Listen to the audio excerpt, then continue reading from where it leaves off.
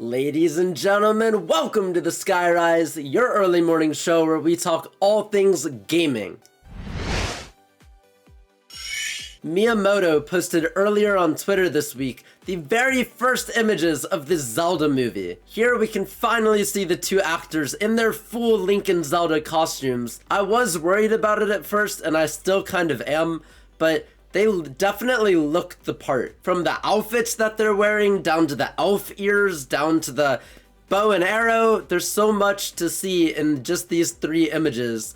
And I am hopeful for the movie, but I still am kind of like, let's see what happens, let's see who plays Ganondorf, let's see some other stuff. Let me know all your thoughts about that, but we are going to play some Poke Pools right now. And nobody commented what we're going to open this week, so I'm going to open an Altaria pack. But be sure to let me know down below what we're going to open next week. Spin, spin, spin, spin, and stop. Slice. And we got Sandygast, Morgrem, Cottony, Love Disc, and Rillaboom.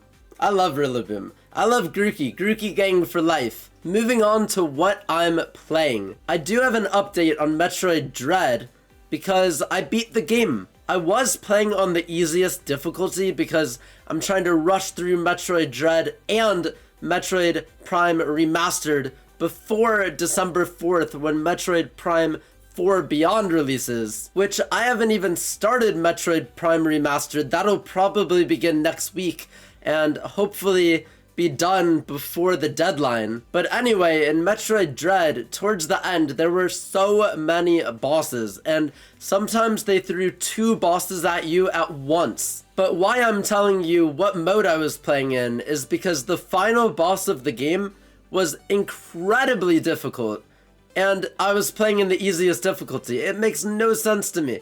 I promise I'm not that bad at video games. Either way, I think it took a few hours and I was able to get the job done, but Metroidvanias are not for me. And unfortunately, the two other Metroid games that I need to play are technically considered Metroidvanias, but they're more in the 3D Metroidvania space. So I'm hoping that maybe 3D Metroidvanias are easier than 2D, but there's only one way to find out. So I will update everybody next week on how that goes. In other news, Kirby Air Riders released, and I've been playing that as well. I played the demo first, and honestly, I was not a fan. It was too chaotic, there was so much happening, I didn't understand any of the items, but for some reason, I was like, you know what, maybe I'll give it a shot. Maybe I'll buy the full game, have more time with it than just a demo, and see if I can change my view on how I initially thought about everything. There's a story mode in Kirby Air Riders, and that actually, believe it or not, helped me become better at the game. Also, shout out to my artist on Twitch, Ari, because she was a huge help in explaining what things did, what things mean, and kind of getting me a little bit better at the game. More knowledgeable for sure. I finished the story mode in about 2.5 hours and played all the other modes, explored the game way more than I did during the demo, and at this point, I would say I do like the game. I'm significantly better at Mario Kart.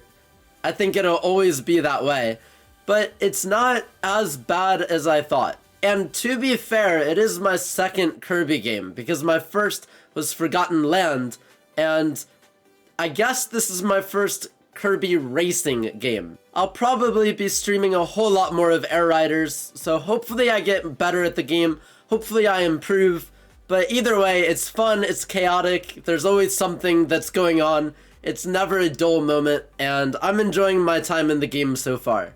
We interrupt this Skyrise with a dire announcement.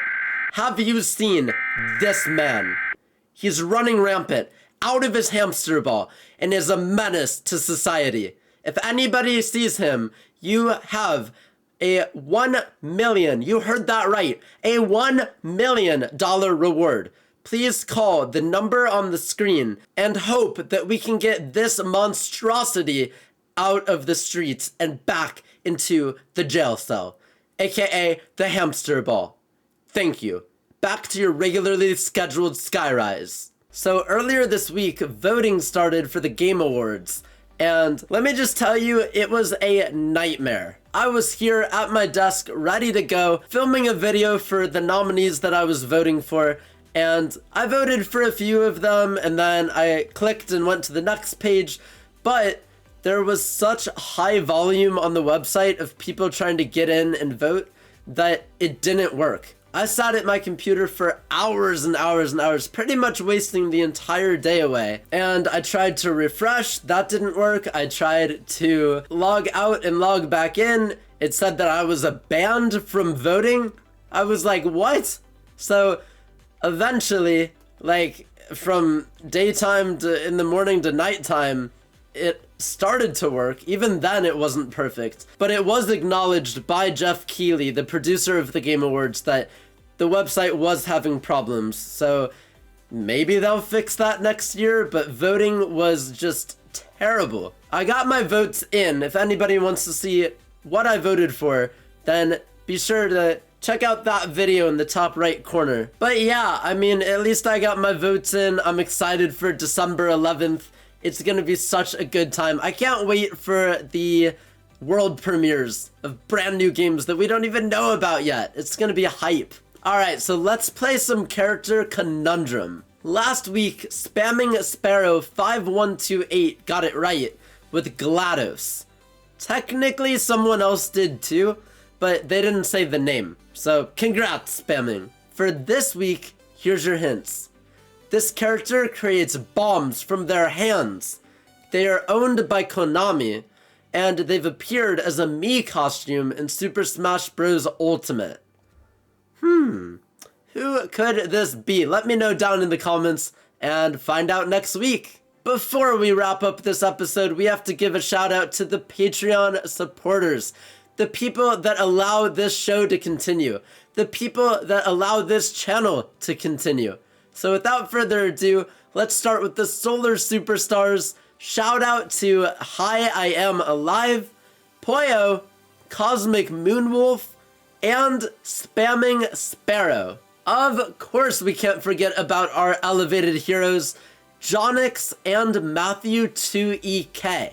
If you'd like to have early access to YouTube videos, exclusive places to go in the Discord, and so much more, then please check out the link down in the description below and join the Patreon. Fun fact, becoming an elevated hero is actually less than subscribing for a tier 1 Twitch sub. So again, if you would like to support the channel, then please take a look at the Patreon. It would mean a lot to me, and we'd love to have you in the community. Thank you so much for watching episode 42 of the Skyrise.